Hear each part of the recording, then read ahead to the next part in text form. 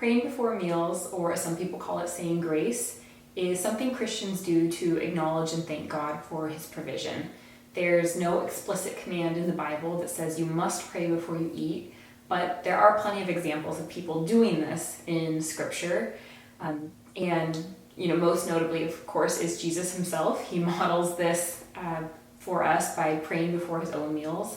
A couple of examples in the Gospels, like there's Matthew chapter 14, verse 19, where Jesus thanks God before feeding 5,000 people. The text says, "And he directed the people to sit down on the grass, taking the 5 loaves and the 2 fish, and looking up to heaven, he, Jesus, gave thanks and broke the loaves.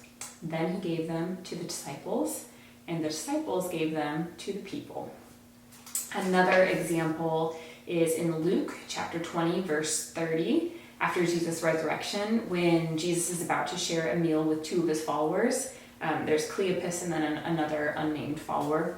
So the text says, when he, again Jesus, was at the table with them, he took bread, gave thanks, broke it, and began to give it to them.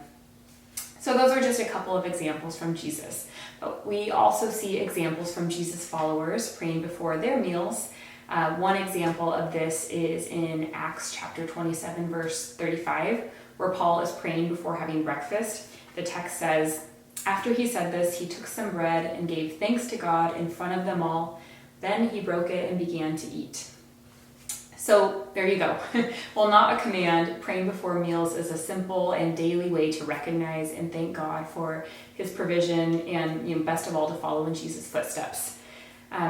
So if you have other questions about prayer or Christianity, go ahead and put them in the comments and I will answer there or in a future video. And if you would like to see a future video, go ahead and subscribe, and I'll see you next week.